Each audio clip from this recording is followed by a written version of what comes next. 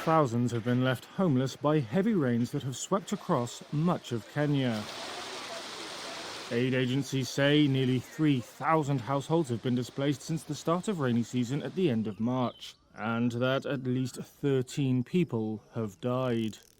In Kirinyaga County, resident Bernard Gitaiga said one woman had died there on Wednesday while attempting to cross a flooded bridge. We were on the search the whole day until this late afternoon, late morning, when we found her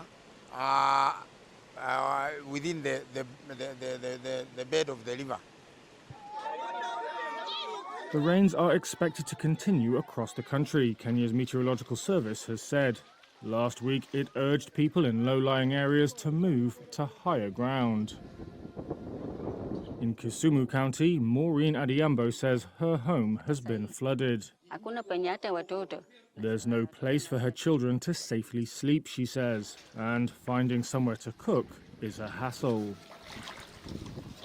Some residents said they wanted the government to improve infrastructure to lessen the impacts of flooding caused by increased rainfall.